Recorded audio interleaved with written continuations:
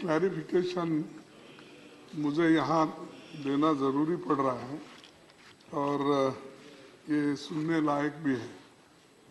महोदय, मैं सदन में एक महत्वपूर्ण मुद्दे को उठाना चाहता था।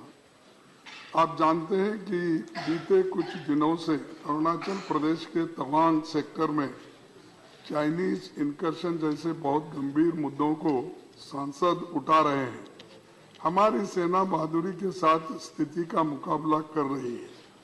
नेशनल सिक्योरिटी से जुड़ा हुआ ये बेहद गंभीर मुद्दा है और पूरे देश दुनिया की निगाहें इस पर लगी है।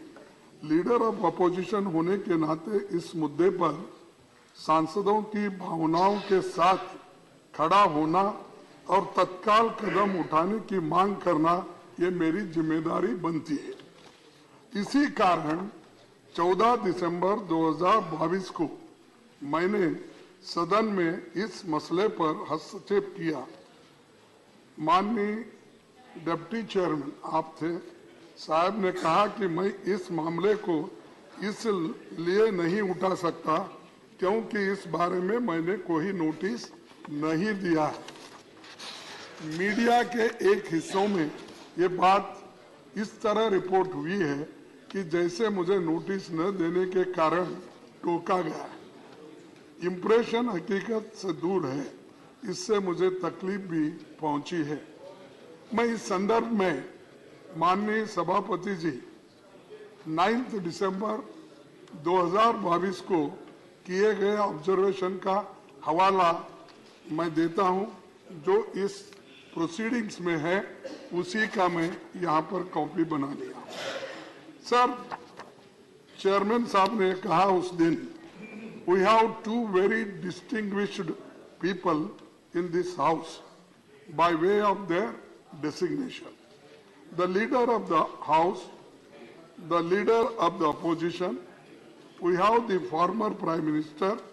I have declared on the floor of this house that these three honorable gentlemen, one of them is not here, Dr. Manmohan Singh.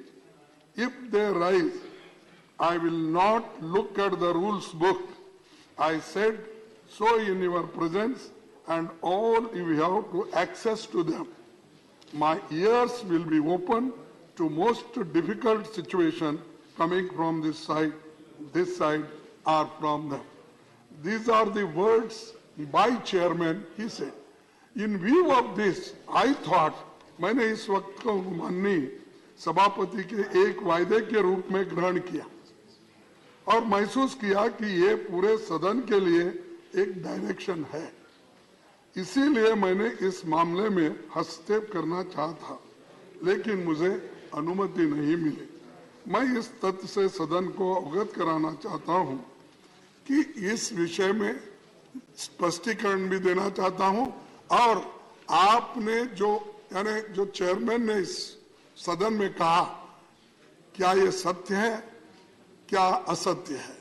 क्या मुझे आपने पहले स्वीकार किया कि आप और हाउस के लीडर और फॉर्मर प्राइम मिनिस्टर कभी भी बात कर सकते हैं, अपने पॉइंट को रेज कर सकते हैं? तो